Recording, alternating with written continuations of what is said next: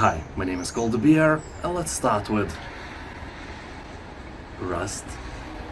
The only aim here is to survive. Everything wants you to die. The island's wildlife, other inhabitants, the environment, other survivors, and so on. So do whatever it takes to last another night. The game itself is an MMO in very active development, with a guaranteed content patch every month. From regular balance fixes and improvements to AI and graphic updates, to adding content like new maps, musical instruments, trains, and drones, as well as regular seasons and events. There is always something interesting or dangerous, or both, happening on the island. You'll find procedurally generated worlds with map editor support. You can host your own servers, ride a vast array of vehicles from cars and trains to hot air balloons and helicopters. You can build houses, farm, or do almost anything you want. The game is huge. Not as huge as your mama though. Northgard. This is an RTS game based on Norse mythology in which you play as a clan of Vikings vying for the control of Mysterio's newfound continent. In this simple strategy game you will find lots of victory conditions, atmospheric music, changing seasons, and, as you can see, pretty nice art design. Also, the game has a decent campaign with a pretty good story. Sadly, as I've mentioned many times before, Northgard's AI is cheating with infinite resources and manpower, meaning that developers couldn't create really good intelligence that could win against humans on its own. Well, I know that many strategy games do not have strong AIs, but they at least try. But you never know, maybe developers were AI geniuses, but they were afraid of accidentally making Skynet. You know, being accused of making a bad AI is one thing, but being responsible for a robot uprising that destroyed human civilization? Yeah, you know, better safe than sorry. Nevertheless, Northgard is a good RTS game for a few days, or maybe more. Maybe you will fall in love with it, you know, like tapeworm falls in love with your guts. Lightyear Frontier. Here you land on a beautiful, vibrant planet and have to find your mech. Yeah, here you and your machine are almost inseparable. All the building, walking around and exploring is being done by you controlling this huge, a bit sentient mech, who sometimes makes a funny comment or two. Reminds me of Riftbreaker. One of the coolest things here, I think, is visuals. I rarely see this kind of polish in these kinds of games, and this beauty can be immortalized by the game's photo mode. Yeah, some serious AAA games quite often get a full release version without photo mode available, and here you can take wonderful pictures of yourself whenever you want. So basically this is a crafting and building game, so you have to roam around with your mech and collect various resources, then convert those resources into some machines, buildings, or anything you like. Although this game is not only about mech upgrading, crafting and building, the exploration part is here as well. Not as big as I would want it to be, but when I played it, I found some dungeons where I couldn't go with my mech, so I had to leave my machine in order to squeeze myself into tight places. That is a nice touch. If you like these crafting games, there is a huge chance that you will like this one as well. Showgunners. I was really impressed by this game's story and setting. Here, in the dystopian future where corporations rule, a brutal reality show is the hottest entertainment property in town. You play as one of the contestants driven by revenge. To win, you must navigate dangerous urban arenas packed with lethal traps and face off against hordes of heavily armed psychopaths. Every stage in Showgunners is handcrafted to create a curated turn-based tactical gameplay experience. It is heightened with the inclusion of a diabolical show director that can hinder you or help your opponents depending on your performance. This level design ensures that no two levels play the same way and keeps you thinking tactically. If this kind of show would be streamed in real life, I would be a subscriber, no doubt. Also, you can try free Showgunners demo version on Steam.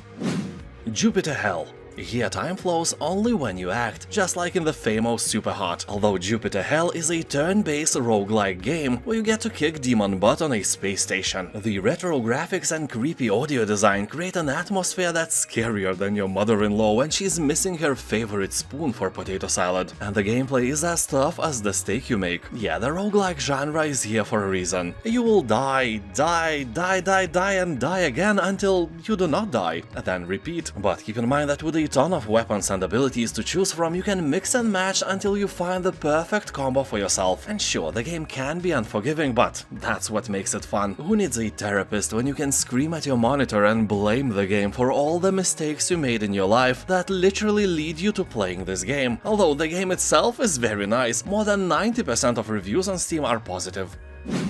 SpellForce, Conquest of Eo. The title itself is a spin-off from the famous RTS RPG SpellForce games, and this time it's a turn-based strategy RPG with 4X elements similar to Heroes of Might and Magic. You know, when you have a rich lore, you can start experimenting. What we will get next? SpellForce racing game? First-person shooter? You know, I would play these. Also yes, in Conquest of Eo you will have your town, or as they call it here, a tower, where you can research various skills and abilities and other goodies. You have a huge map to explore and turn-based battles with various monsters. The hero's formula is here and it's working very nicely. You will have to choose one out of 3 unique classes, or you can create your own custom mage and send armies on countless quests. Or, you know, conquests, pun intended. All 3 classes plays differently. For example, if you choose Artificer as your leader, you may create powerful artifacts that make your army stronger. But if you play as Necromancer, then you instead of various glyphs can raise an army of undead warriors and conquer the land with swarms of low-cost units. That makes your army weaker, but you can breed it quicker. That really changes the gameplay and your tactics in general.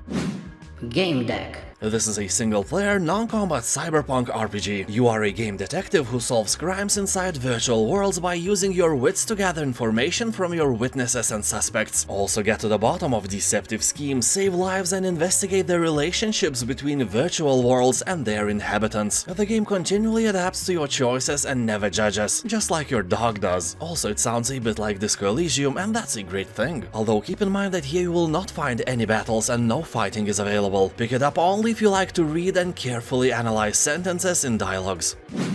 Into the Breach. This simple-looking game is actually an officially recognized masterpiece. It has won Best Strategy Game title at the Game Awards. It was announced as a Game of the Year by PC Gamer, and on Steam it has above 90% of positive reviews left by thousands of people. So here the remnants of human civilization are threatened by enormous creatures breeding beneath the earth, and all hope is in your hands. You must control powerful mechs from the future to hold off this alien threat, and each attempt to save the world presents a new randomly generated challenge. Basically, the game throws a different strategic puzzle at you every time and you have to solve it, and that is somehow really fun to do. Just make sure you like both puzzles and strategy games, because it is quite challenging, and if your brain is smooth, you may want to play some other game instead. Don't ask why I know this. Espresso Tycoon. Here you will build a coffee shop of your dreams, where your customers can relax and drink delicious coffee, and you will feel like a real cafe owner, an empire builder, and create the whole strategy for your success. I always like games like that because they teach us how business works. What do you need to start one in real life, what are the dangers, the downsides, and so on. When you play games like that, you don't have to deal with real people, so you get all the benefits and no pressure. Also, no real money. Oh well. So here you'll spend your time decorating, hiring and managing employees, taking care of the supply chain, analyzing the budget, and advertising your coffee shop. The latter is the most important thing, at least in real life, because even the best product won't sell if nobody knows that it is the best. An enormous portion of every business should be allocated to advertising if you want to succeed. I spent 15 years in advertising agencies, so I saw the numbers, believe me. Anyway, the game has very positive reviews, and if you like tycoons like that, you will definitely have a great time managing your own coffee shop. Darkest Dungeon. In this challenging turn-based roguelite RPG, you will recruit and train heroes and send them to battle in a variety of dungeons. Yeah, as always, send others to do your own job. The interesting part is that these said heroes are very, human. In-game they will battle not only enemies but also stress, fear and lack of potato salad, by which I mean hunger. So you will uncover strange mysteries and pit the heroes against an array of fearsome monsters. Game may not look like it's a lot of fun, but it is, believe me. Even though people love this game, at times it can seem punishing and unfair. But in general, Darkest Dungeon is fun if you like numbers, strategy and turn-based combat. Also, players are seeing many similarities with H.P. Lovecraft stories, like The Alchemist and famous Call of Cthulhu as well, not to mention overall dark and gloomy vibes. Vagrus, the Riven Realms. This game is intended for thinkers, for people who like to carefully analyze statistics, plan their future adventures and so on. Although keep in mind that Vagrus is a very hard game. If you are looking for a casual experience, it is definitely not a good choice for you. So here you'll find a vast realm to explore, filled with unique locations, strange factions and a colorful cast of characters. The continent is a wasteland riddled with arcane anomalies, swarming with twisted monsters and haunted by roaming undead even after long centuries of rebuilding. People on Steam are saying that this is a beautiful game, but only for those with the patience and critical thinking. Despite that, the combat here is very basic and based on RNG, so don't expect miracles. Star Renegades. This is a tactical RPG strategy game in which you command members of a rebellion fighting an evil empire. The game focuses on missions which usually consist of battles with intelligent and constantly evolving opponents. Quests are randomly generated, which in combination with the constantly evolving enemies makes the game a little different each time you play. It gets more challenging and death is something inevitable. The members of your team form friendships and even deeper relations which can result in a child. He or she will join your ranks as another unique character, so you can literally breed more heroes here. Breed, yeah, that's the right word. For Triumph. This is a hybrid between Heroes of Might and Magic and traditional XCOM-centric games, meaning that you have a large world map where you can free roam and search for various treasures, and the battle map where all the action is happening, and there you can actually utilize your surroundings. Every tree or boulder is a potential weapon in battle, so here you will lead a band of heroes with different skill sets through a witty and funny fantasy plot. Yeah, the game doesn't take itself seriously, but that sometimes can be repulsive for more serious players. The game looks and feels like a cartoon, but the difficulty is not childish, believe you me. I played it on normal and it felt like a nightmare. Although if you were used to getting free games from Epic, check your library, you may already have it. Expeditions Viking. Game description says, a small band of Norse warriors lands on the shores of England. History may have forgotten their names, but their actions live on. Well, as I always say, the actions Vikings made in real-life England involved a lot of pillaging and other crimes, like, you know, killing. So romantic and songs-worthy. Anyway, here's the newly appointed chieftain of a modest Viking clan. You'll have a village of your very own. But to carve your name into the runestones of history, you'll need great strength and great wealth to grow your village's prosperity. There is little left to be gained from the Norse lands, and so you must set your sights on the seas to the west, where tales speak of a great island filled with treasure and slaves ready for the taking. Game has a very positive review score on Steam, but there are also quite a few comments saying that the game is a bit too slow, you know, just like your sister. Third Age of Wonders game. This franchise, along with the Heroes of Might and Magic, is one of the most beloved among turn-based strategy fans. Here you can choose 1 out of 6 classes and try to conquer and enslave the other 5. That won't be easy, except if you play on easy, then it will be easy. Here you'll find many unique and well-known skills and monsters, multiplayer mode, many races to choose your allies from, also level editing tools and countless unique scenarios you will make by yourself using random map generator. Although I must say that Age of Wonders is fun to play, but it doesn't feel very balanced. The game emphasizes warfare and exploration, but doesn't give you enough resources to actually do these things without waiting forever. You know that feeling in Heroes games where you just wanted to buy a black dragon, but you had no money, so you skipped several turns so you could finally afford it. But then Monday came, the population grew, and you felt short with your money again. Age of Wonders invokes the same feeling over and over again. Still a wonderful game. Warhammer 40k Gladius Relics of War.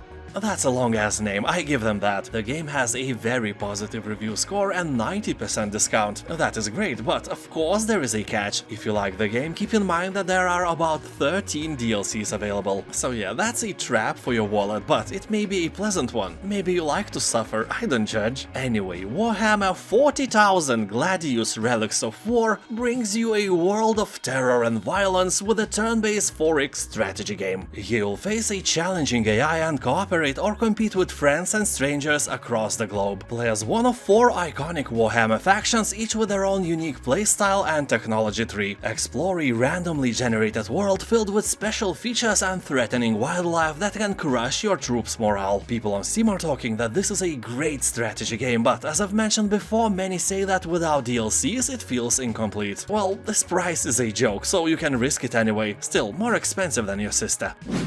South Park: The Stick of Truth.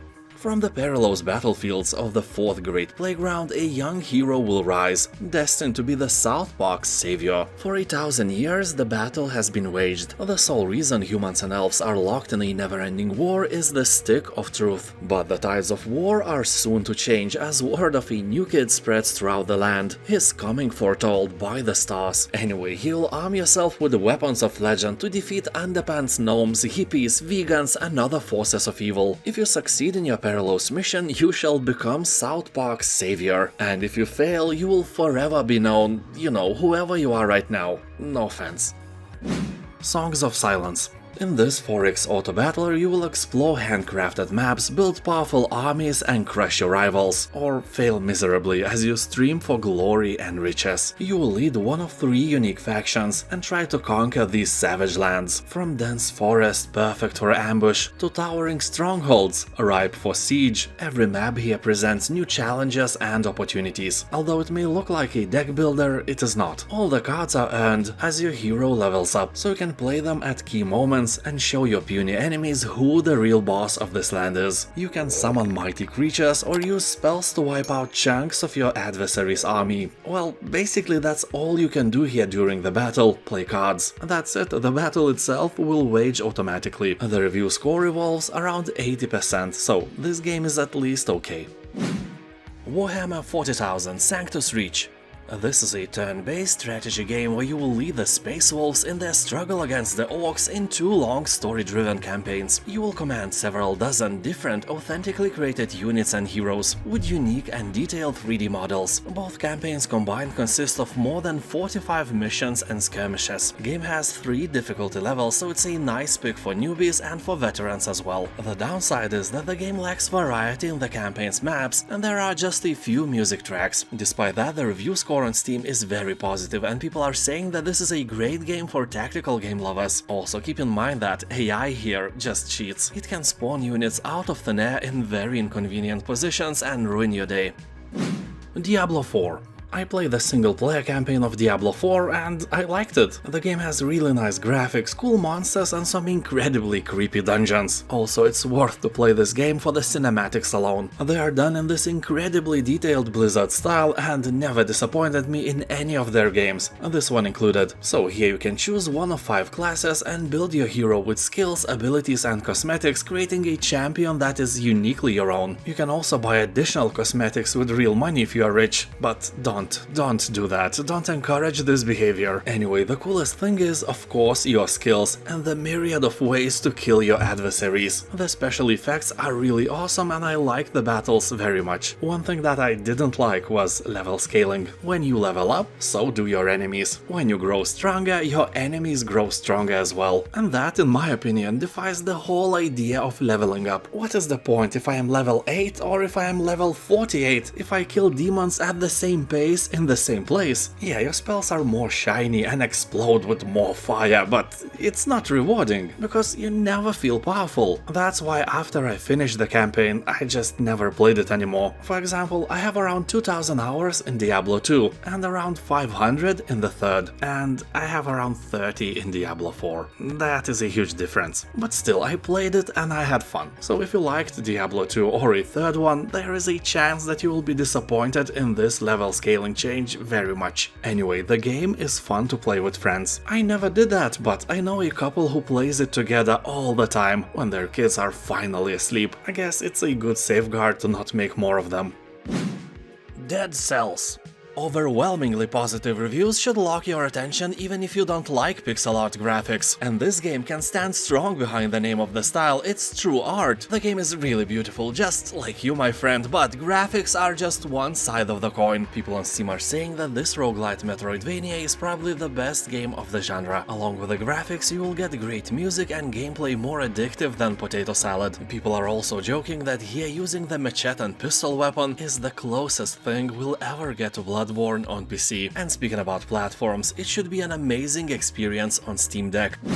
Druidstone, the secret of the Menhir forest. It is made by the same people who created Legend of Grimrock, so by guys who know how to make a great game. And this game is actually good. If you look at Steam, you will see a very positive review score. Druidstone is set in a unique fantasy world and is filled with standing stones, snow-capped mountains, deadly creatures and puzzle-ridden ruins. Here you will control 3 characters: Ava, Oiko and a man with a name straight from the Pornhub movies, Leon Hard. Last time when I made this joke, real-life Leon Hards and even their moms tried to prove to me that this is a completely normal name in the comments section, and nobody believed them. They were mocked by everyone. They had really Leon hard time proving it. Anyway, here you will find 35 challenging handcrafted missions with playtimes ranging from 15 to 45 minutes. Well, to not boggle your mind with math, I will say that you will spend around 17 hours if you decide to finish this game until the very end. People on Steam are saying that it is good relaxing experience if you decide to play on easy, and if you want a challenge, the game will provide one as well, so suitable for all skill levels. Colony Ship, a post-Earth role-playing game.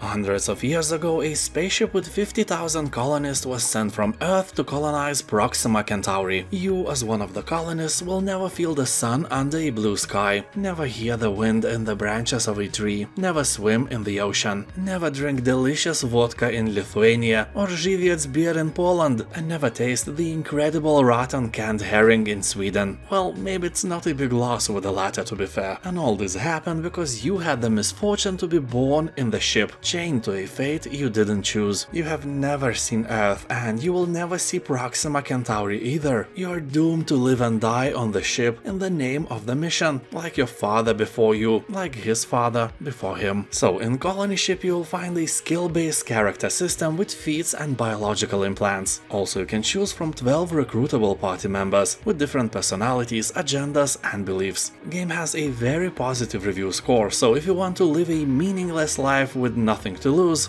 I mean if you are not already doing that in real life, this is your chance to have fun. And I will thank you for watching, have a nice day, and I'll see you next time. Bye!